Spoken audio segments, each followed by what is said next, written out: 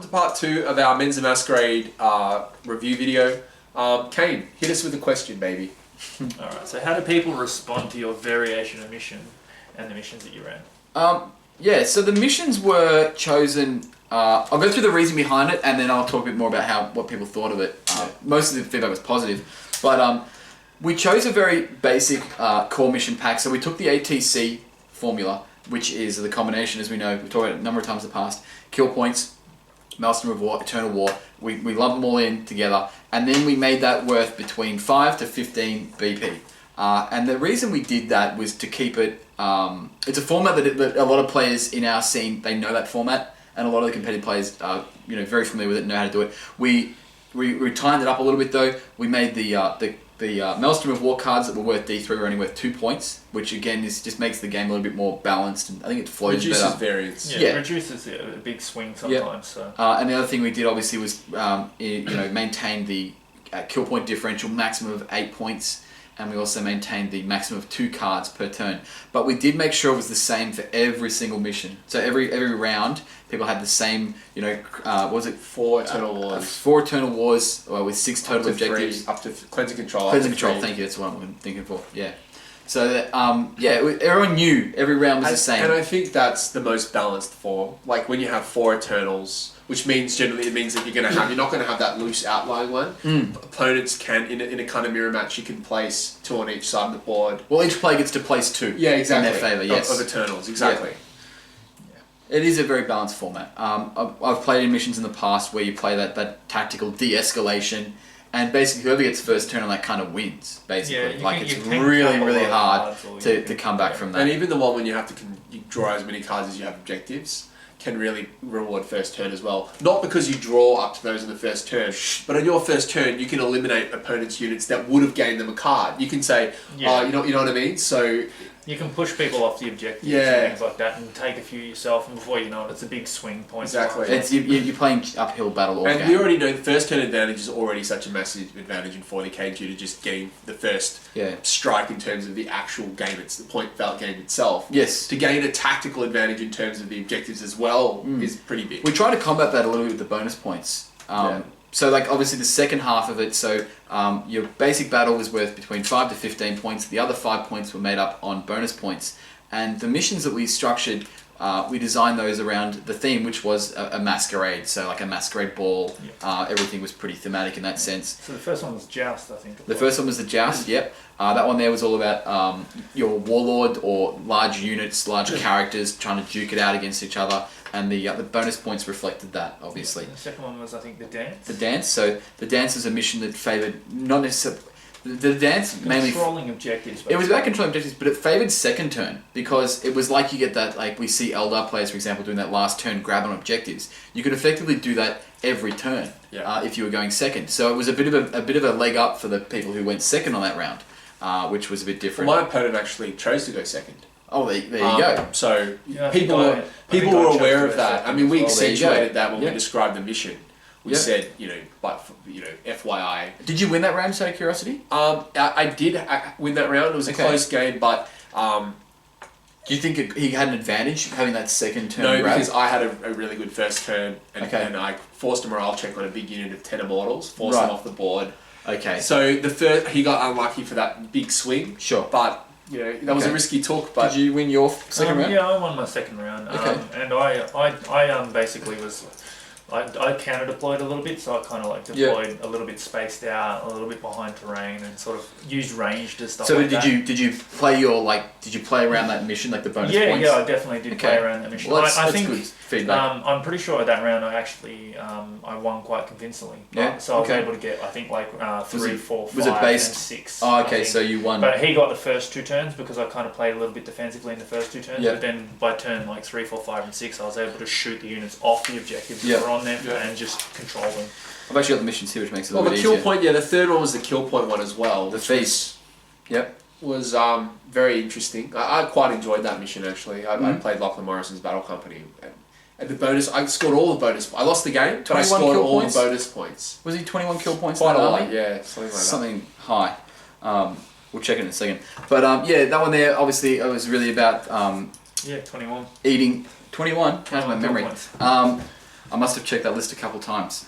Maybe. I think I checked the top 5 list multiple times. So yeah, kill points 1 was just about scoring, like killing units, keeping your stuff alive, eating things, which is good. And then lastly was the Grand Jest. Yeah. And this one here was a really interesting mission. I was really pleased with the response from the players on this round. We thought people might react with some aversion to it, but everyone really just sort of embraced it and ran with it. I won't go through the details. We've already got a video going. But the summary was that the objectives were so the bonus points were very counterintuitive and very like adverse to what you want to do in order to win the game. Yeah, I mean, I think the 2 or 3 of the points were quite doable even if you were winning. Yeah. But it was very, very difficult to get all 5. So yeah, I think it was a good round. I think that the reason that we did that was mainly because we carried the mentality that bonus points in a lot of tournaments I've been to have just been like part of winning. Like, if you're winning the game, you just get bonus points. It is very easy to be getting line breaker first. Yeah, blood, like all there was these things when you're winning. Yeah, exactly. And there was no like disincentive or no like reason to not get them. Yeah. They were just part of the mission. By creating these like really counterintuitive missions, it meant that the bonus points really were a bonus. Like, you actually had to work hard for them. And because the bonus points for each round were worth 5, and battle was only worth between 5 to 15, you end up in a scenario where the bonus is worth half as much as the actual round. So, in many ways, it was favoured heavily towards those bonus points. And by half as much, Sean, means that if you lose, you're still guaranteed 5. So you're only playing for 10 points. Yes. Winner gets 15, loser gets 5. So there's 10 points on offer. Battle's 5, bonus is 5. So that's what he means by half. Correct. And we saw some really, really close points, like really, really close margins, particularly in the top brackets. Like, the margins there were really tight, which reflected probably how close the matches were. I liked how we had that if you tailor your opponent, you still get the full 20 though, because it kind of rewards domination. Yeah, and it still is very difficult to table an opponent's experience. As soon as he sees the tabling coming on, there's lots of things. You can hide units, you can go off the board into ongoing reserves and come back on. You can store one of the most like the counter argument there, like, well, there's no counter. Like, we've all been in that situation where we've almost tabled. Like, I've been in this scenario where I almost tabled my opponent. It's turn 3, right? And he's got like 2 models left. And he's like, I concede. And I'm like, okay, cool. And then I go up to the TR and I'm like, here's my score sheet with my 20. And my opponent's like, no, you didn't get the bonuses. And I'm like, hang on, you conceded. And they're like, yeah, but the game ends at that point.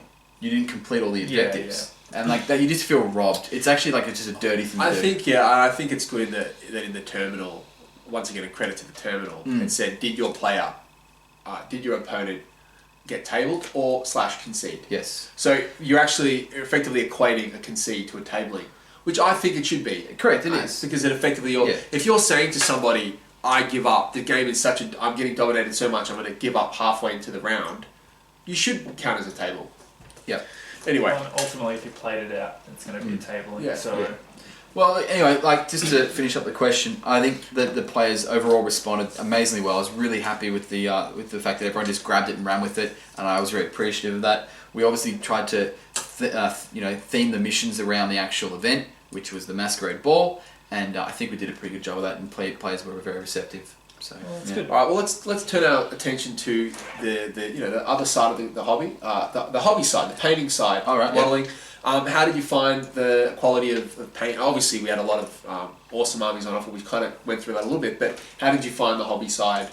We made our own rubric for this one because we just wanted to give the paint judges a little bit more freedom when they were assessing things, because at the end of the day, paint is subjective, and in the past, I think players have had an opportunity to, like, when you give them all these check boxes, they can just tick the check boxes. And it doesn't matter how badly they tick them. The fact is, they still tick them. And they get really good paint scores for an army. So you're saying it might say, does your army have highlights? And I just get I dip my model in paint and then just highlight the edges of it, and I still get that point. So I'll just go through it. Because a few people have asked me about this in private messages after the event, asking about what the guidelines was, and I'll make this public. I'll put this up on the website and whatnot. But we divided the paint score into 5 sections, which were basically broken down by basic painting, advanced painting, modelling, theme, and bonus points. Basic painting is just your basic, your colours, your highlights, your bases themselves, squad markings, just covering all those things that we expect an army to cover. Like, it's just basic stuff, you need to get it done to put it on the table. Then we moved into some advanced techniques, things like non-metal metal, freehand, weathering, OSL, all like these these things that take extra effort, that like really make a model shine. So we obviously awarded points there. So I should have said the points were 25 for paint, and each section was worth 5 points each. And when you say we awarded, who was judging? Okay, sorry. Caine Marshall was one of our paint judges on the day, and he was also there with Alan. Alan was helping out with the paint judging, and they did an amazing job. I also went back and no offense, did some due diligence and triple checked some of the paint scores that I saw that were outside of the bell curve. And just to clarify, Caine, you didn't judge your own. No, I didn't judge either. I stepped away at that point. I judged your army with with Alan. And we pointed out all the mistakes in it. Yeah, that's fine. That's fine. No, that was a bit rude. So just to finish up that really quickly, the modelling was worth 5 points because I really respect scratch builds and sculpting. Like those things need to be given reward. The modelling did cover some basic things too, like even was it WYSIWYG? Like, does your character have a plasma gun? It's that simple. Like. And then we went on and we did one for theme. Theme includes everything from your display board to your fluff, to your actual army composition. Is there a reason you got these models? Did I get bonus points for having my little Harley mask next to my army?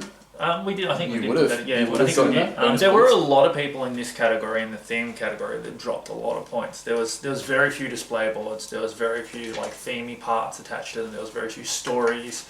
Like no extra things like dice bags with cool logos or dice or anything. No, a lot of people had very few things to do with the theme side of their. I think that was a bit of a trap though that we created because we didn't release. People didn't know what the rubric was going to be. Correct. So, but I tried to stipulate in the player pack. I said we reward all effort, and so I think we've done a good job of covering all the bases there. And we would have done our best to reward all effort that goes above and beyond. Next time, maybe we can probably you can sit down and maybe try and release like the rubric. Yes, to people, yes. And that gives. People... I think the rubric can be improved upon. Yes, I'll just finish it before we move on. I'll just finish it off. The last category was for bonus points, and this was really for something that like everyone can highlight a model, but not everyone's going to go through like a 5-stage highlight with glazing and all the rest of it. So bonus points was really judges' discretion type of stuff. That really awarded anything that went above and beyond any of the basic categories. Like if there had been any full sculpts there, ground up sculpts, they would have received bonus points for that effort. Even things like the display boards and stuff like there was actually a Corn Demon King display with the portal board in it. With the portal that was really cool. There was an a amazing Corn board. Demon King display board with the massive what do they call them, the ruins, the big the city things. Oh yes, with all the blood on the ground. I forget the name, but Dean Cinderbeck's done an amazing job. There was a bunch of things like that, and that sort of thing definitely deserves extra credit when someone's done that. That definitely ticks more than just a display board. Bonus points kind of what it allows is one of the biggest flaws with rubric based assessment is that, as Shawn kind of alluded to at the start, you fall into a trap of where the rubric people fall out of the rubric slightly, they get punished immensely for something that isn't very intuitive.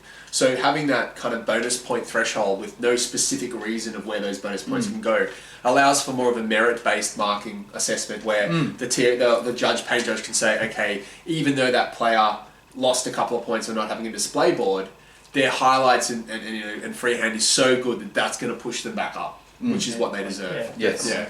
So that's something that, and I think that as, don't get me wrong, I was pretty happy with the tournament. I think it's gone very well, but I'm always going to strive to improve. So we're going to try and work nail that down a bit better, and obviously we'll do the same for mission packs and player packs and so on and so forth. We're always going to strive to do better next time. And if anyone has feedback on the guidelines and stuff like that, things only get better with feedback, so that'd be much appreciated. Well, lastly, before we finish up, I just wanted to ask one more question that people might have.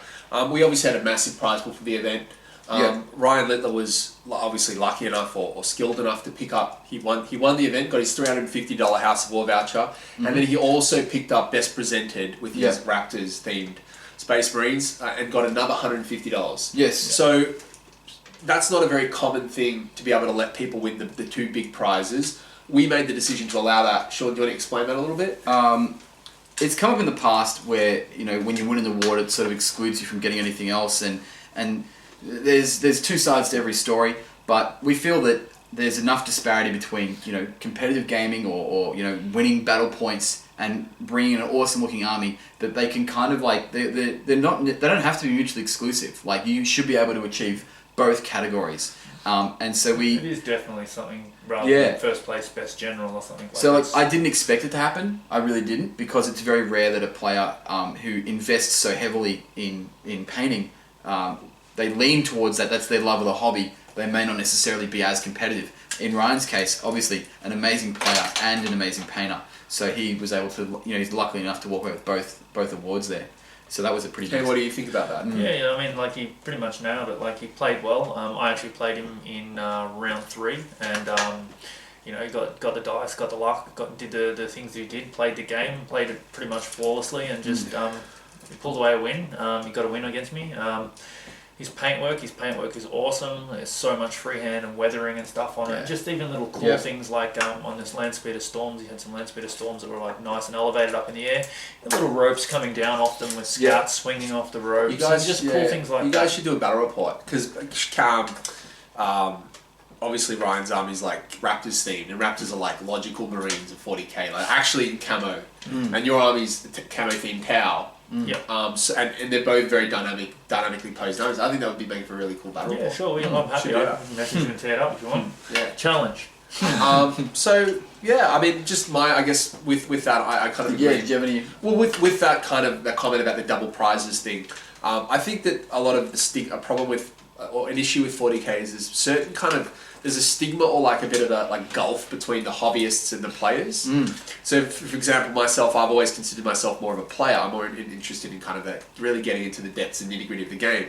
Then you have your people that kind of say, I'm going to go to this event, I'm out to win best presented. Yeah. And often they know that if they win best presented, they can't win any other reward anyway, so who cares about running a good list? Yeah. But by rewarding both, you're fusing them together and you're closing that gulf, and you're saying to people, become a total 40k player. Be a hobbyist. It's okay to do both. It's okay to be good at both. And Yeah. if more tournaments kind of adopted this method, I could certainly see myself not just justifying, but just inherently wanting to spend a lot more time hobbying. Yeah. So I think it's a good thing. Yeah, fair. Yeah. Well, any closing thoughts, Sean? Well, how was the venue? The venue was amazing. Obviously, it's House of War is probably the premier, gaming event in Victoria. Probably in Australia. Like, I'll be honest. Well, there are a few venues. We've been to around. SA at this point. We've been to New South Wales. We've been to ATC. Like, I haven't yet come across a venue as prestigious as House of There's War. a Hall of Heroes in Sydney. I know that's quite big. It's It's very close to like Maybe I'm House of War not style. well travelled enough yet. That's definitely another big venue, but there are very few and far between venues that are like these venues, and it's Well, definitely... there's nothing wrong with your like traditional kind of like community club hall where you run an event. Like they're obviously really can be really nice, really interesting to just go to a kind of a community, a small suburb or whatever, and get to see kind of like the core of their community. But at the same time, the good thing about House of War is you've got all the tables are set up. Yep. It takes the pressure off you as a TO. Yep. There's food and drink always there. There's supportive gamers there. You can see people playing other games as well. It's even a bit more relaxed. Like Alan the boys at House of War kind enough to put on a liquor license, which was definitely something for a lot of people. Yeah. And as we know, Alan also helped out with the paint judging. So look, the whole team there, Alan and the rest of the team at House of War were very, very accommodating. And between House of War and the community comp terminal, made it very difficult for me to get this wrong, which is good. And So there's a sweet little doggy around that comes in. Says hello to the everybody. cutie. Yeah, she's alright. So obviously great venue, which was good. Closing thoughts, I sort of touched on it before a little bit. Nothing is going to be perfect, do you know what I mean? We're never perfect, but we'll always strive to get better. I think the event went really well. I've heard nothing but positive feedback, which has been amazing, and I appreciate everyone's support. But I can be pretty hard on myself and the rest of the Menza team, so we're going to strive to get it better next time and do things better, get the paint rubric sorted out a little bit better. Anything that can be done better, we want to know about so that we can get it right for next time. Yeah. Well, hope you guys enjoyed that. We're going to move on now to part 3 and 4 of the video where we discuss the lists and obviously the players that presented those lists for first, second, third and best general. Yep. So see you guys for part 3. No worries. Cheers.